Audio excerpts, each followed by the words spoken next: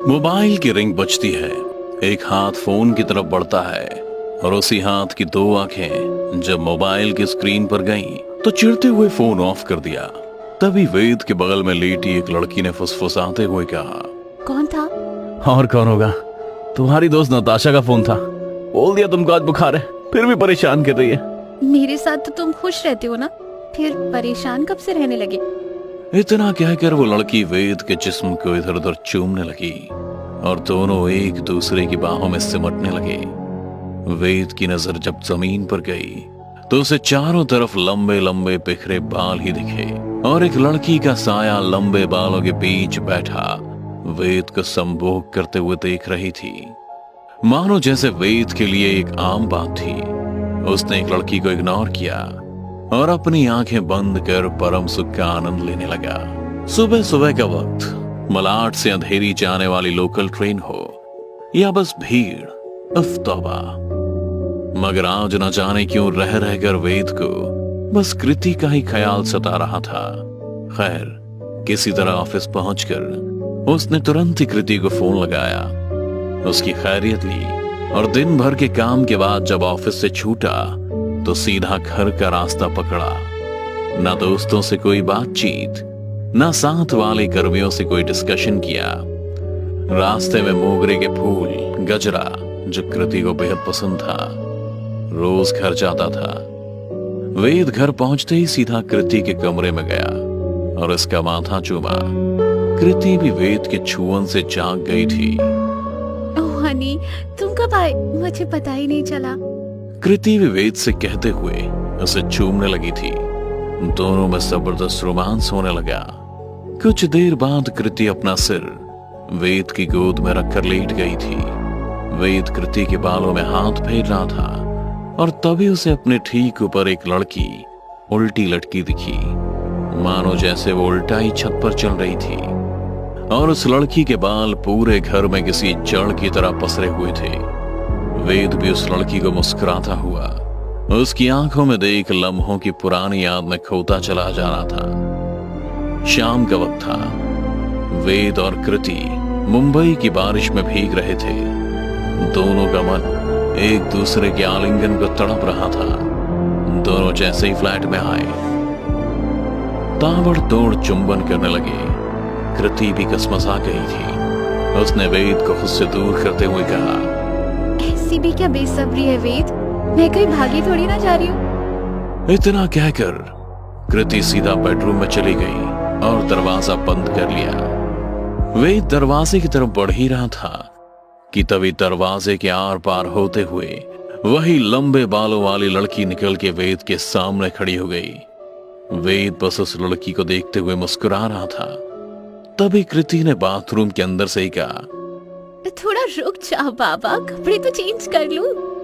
Dress change करके कृति उस लंबे बालों वाली लड़की से आर पार गुजरती हुई सीधा वेद की गोद में आकर बैठ गई। बड़ा प्यार उमड़ रहा है, बड़ी मेहरबान हो। अभी तो थोड़ी देर पहले यूं हाथ छुड़ा के भाग गई थी जैसे हम आपके कोई ना हो, पर आए हो। वेद कृति से कह रहा था और कृति वेद के सीने पर अपने दांत गड़ाए हुए उसे उत्तेजित कर रही थी कि अचानक ही वेद का सीना छिल गया, जिसके दर्द से वेद ने तुरंत ही कृति को बालों से पकड़ दूर करते हुए कहा, जब जब तुम मेरे से दूर होती हो ना, मेरा मन करता है कि तुम्हें मार डालूं।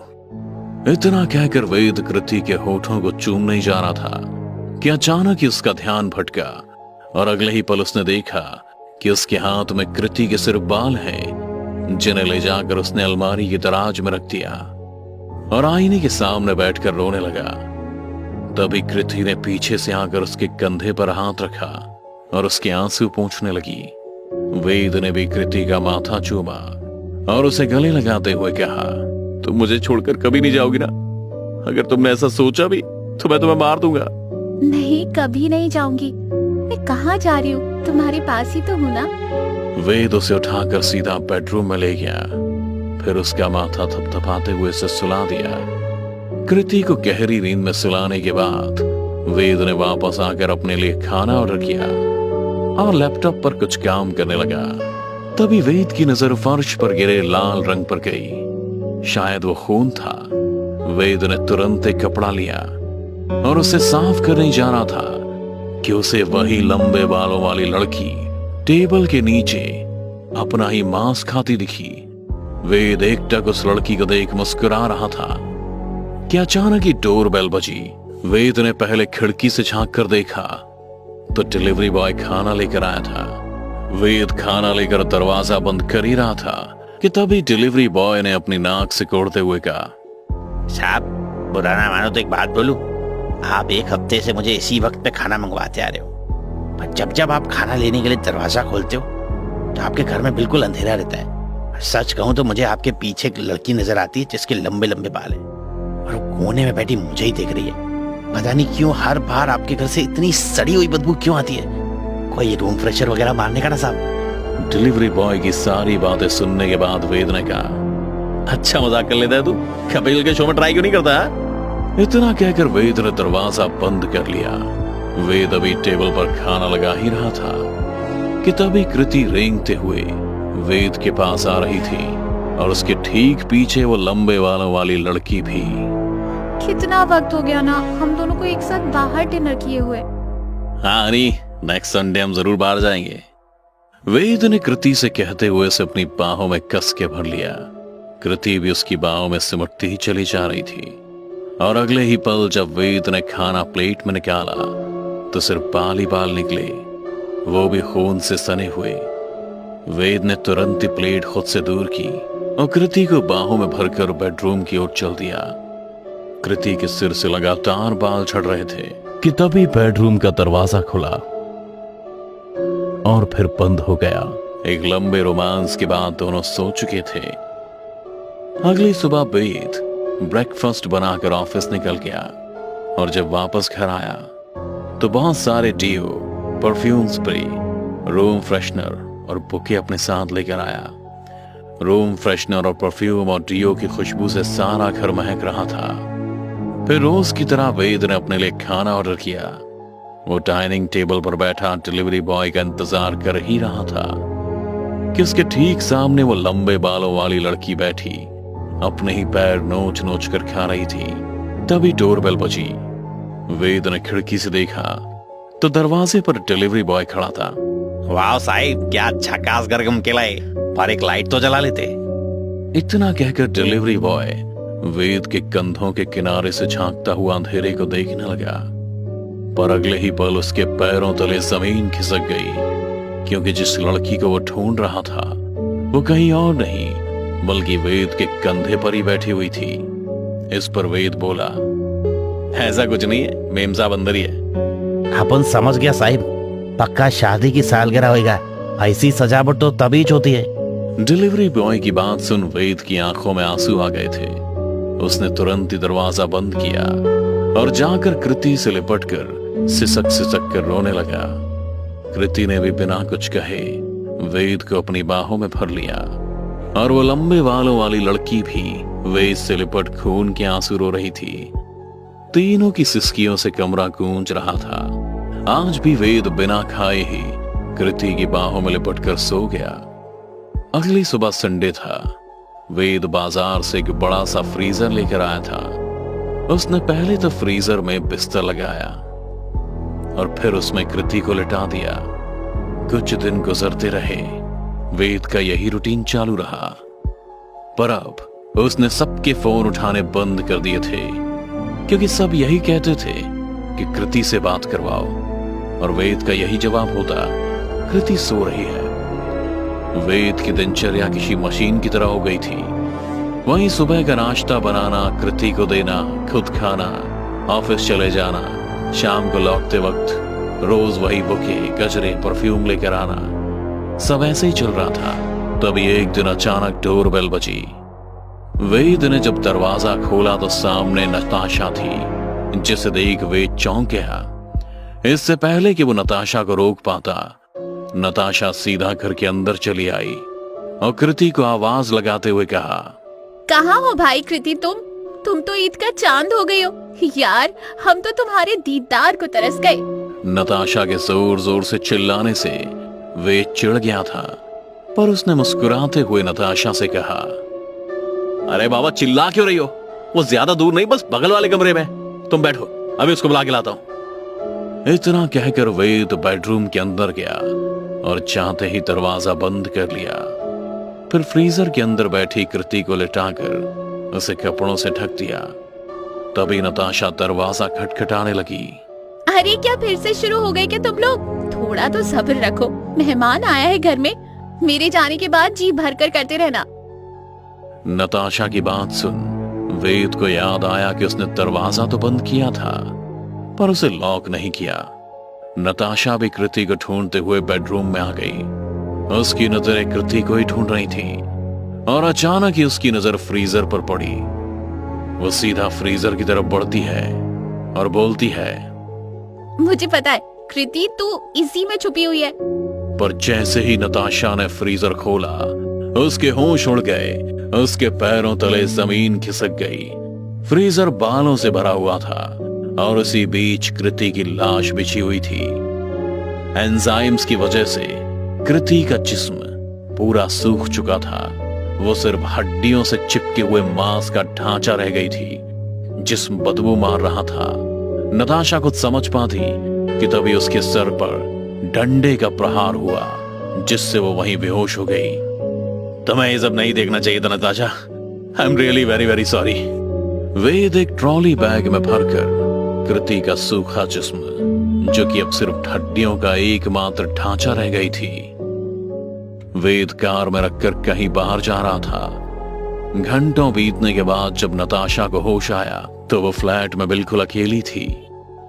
होश आते ही उसने सीधा पुलिस को इन्फॉर्म किया। मामले की गंभीरता को भांप पुलिस भी तुरंत हरकत में आ गई थी। पुलिस पर वेद का फोन साइबर सेल वालों ने ट्रैक किया। उसकी लोकेशन पुणे एक्सप्रेसवे हाईवे के आसपास दिखाई दे रही थी। पुलिस जब नताशा को लेकर उस जगह पर पहुंची तो पता चला कि वो एरिया बहुत पुराना कब्रिस्तान था और गेट के बाहर वेद की गाड़ी भी खड़ी हुई थी। पूरा कब्रिस्तान छानने के बाद वेद कृति की लाश के साथ एक कब्र के गड्ढे के पास दिखाई दिया। पुलिस ने वेद को देखते हुए उसे वार्न किया, अपने आप को पुलिस के हवाले कर दो, पुलिस कुछ नहीं करेगी, नरमी से पेश आएगी। पुलिस की वार्निंग सुनकर भी वेद कुछ नहीं बोला, लेकिन जब पुलिस आगे बढ़ने लगी तो वेद ने चीखते हुए कहा, प्लीज मुझे मेरी कृति के साथ रहने दो। अगर किसी ने मुझे कृति से अलग करने की कोशिश की तो मैं खुद को गोली मार लूंगा। मैं बस अपनी कृति के साथ ही जिंदा दफन होना चाहता हूं। नताशा फिर भी वेद के थोड़ा और करीब जाती है और उसे समझाते हुए कहती है, देखो पागलपन मत करो, कृति मर चुकी है, आखिर तुम क्यों अपनी जिंदगी खराब कर रहे हो? लौट आओ वापस। नताशा की बात सुनकर वेद एक बार फिर चीख चीख कर रोने लगा था। उसकी आंखों के सामने उसकी कृति की लाश थी और वो लंबे लंबे बालों वाली लड़की कृति की लाश पर बैठ खून के आंसू रो रही थी।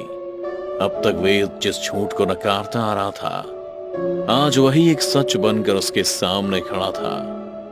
वो लंबे बालों वाली लड़की कोई और नहीं बल्कि कृति का ही एक साया था। वेद ने कभी भी कृति के साये से प्यार नहीं किया, लेकिन वो कृति की लाश को आज भी बेइंतहा प्यार करता था। पर जैसे ही वेद ने कृति के चेहरे को देखा, कृति भी दोनों बाहें फैलाए वेद को अपने पास बुला रही थी। वेद ने नताशा और पुलिस की आवाज पर गौर कर वापस आने का मन भी किया, मगर दूसरे ही पल कृति की रूह का दर्द उससे देखा नहीं जा रहा था और वो उस लंबे बालों वाली लड़की कृति की लाश में समाकर एक हो चुके थे, जो इस वक्त दुल्हन की तरह सजी हुई थी।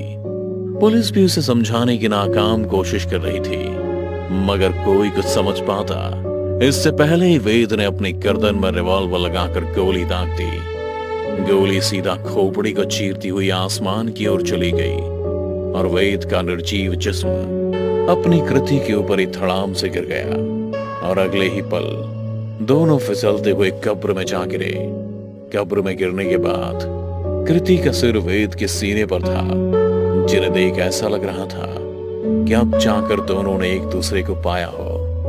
नताशा ने जब वेद और कृति को एक दूसरे की बाहों में देखा तो उसकी आंखों से आंसू आ गए थे। वो भी बैठकर दोनों को देख रोने लगी थी। कृति को दिल की बीमारी थी, 2 हार्ट अटैक पहले ही आ चुके थे। बाईपास सर्जरी होने के बाद भी कृति को तीसरा अटैक आ गया, और वो भी ऐसे वक्त पर आया जब घर में कोई नहीं था। वेद कृति से बेइंतहा प्यार करता था। उसने कृति का ऑफिस जाना भी बंद करवा दिया था, मगर उसकी एक जिद की वजह से कृति ऑफिस चली जाती थी। कुछ दिनों से कृति ज्यादा ही थकी थकी रहने लगी थी। शायद उसकी कमजोरी के कारण उसकी बीमारी थी, और जिस बात का डर था वही हुआ। जब कृति को तीसरा अटैक आया, उस वक्त घर में कोई नहीं था। इस तरह सोई कृति दोबारा उठ भी ना सकी, और मौत का सदमा वेद को बर्दाश्त नहीं हुआ, जिससे वो अपना मानसिक संतुलन खो बैठा और चाहकर भी कृति को मरा हुआ नहीं मान पाया। और आखिर इसी बेइंतहा प्यार के पागलपन में उसने अपनी जान दे दी।